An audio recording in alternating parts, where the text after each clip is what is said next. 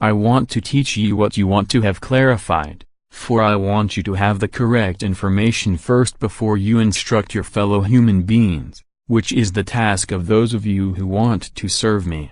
I want you to understand everything yourselves before you pass your knowledge on, for the other person is frequently not very patient. He desires an explanation, especially when he has doubts, and then you should also be able to provide it informatively.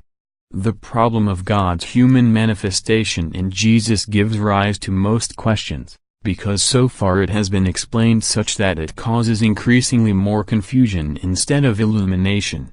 My earthly existence as a human being did not differ in any way from that of other people. I just gave room to the development of love in my heart where others increased their selfish love and instead of giving they desired. The spark of love smolders in every human being's heart, but it can ignite into a bright flame just as it can be smothered. This, however, also differentiates people from each other, for love leaves its mark of divinity on everyone, whereas selfish love is my adversary's image who exalted himself and thus fell. Love is therefore the divine in the human being, which appears only as a very tiny spark at the start of earthly life but has the capacity to expand infinitely.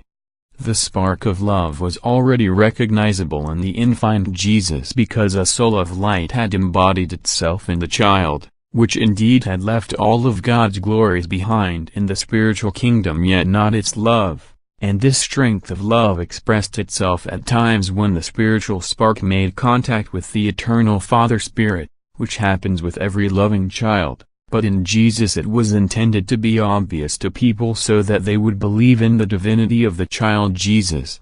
The working of the Spirit is not prevented in an infant like that, it just rarely, if ever, surfaces because the human being's intellect and free will first have to strive for the working of my Spirit themselves, which only consciously happens when he is old enough to make use of the intellect and will and freedom of thought.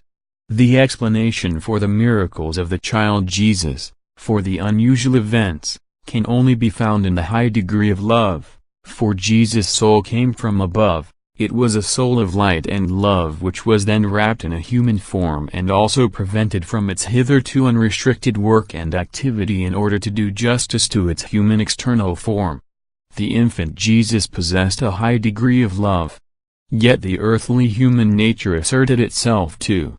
The world, that is, my and his adversary also exercised his influence on this earthly human nature since he was allowed to do so for the sake of the test of will.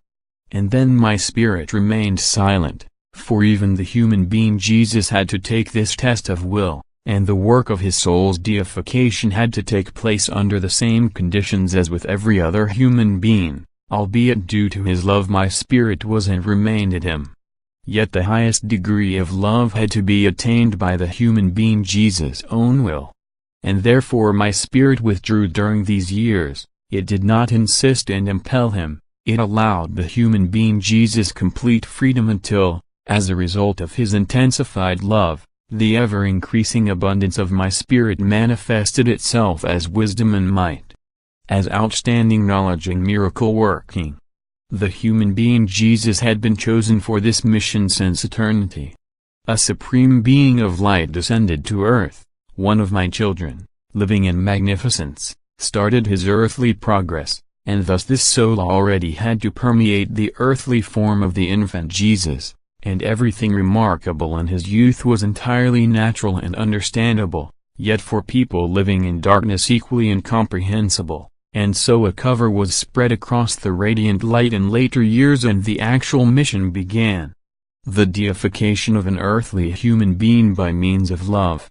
I was indeed at all times able to work through my spirit in the human being Jesus, for all conditions to do so were given, yet for the sake of Jesus' mission everything divinely spiritual withdrew, and this mission was accomplished by him as a human being, who took his strength entirely from his active love, which was just as difficult for him to develop as for every other human being, because my adversary truly did not let his influence go to waste since, after all, Jesus' victory meant the adversary's defeat. But my adversary was unable to affect Jesus' free will, and this was wholly and completely aimed in my direction. And therefore he succeeded in accomplishing the work, for his will arose from his love for me. Love, however, is the strength which is stronger than death, and therefore he also defeated the one who had brought death into the world. Love was victorious and will remain so eternally. Amen.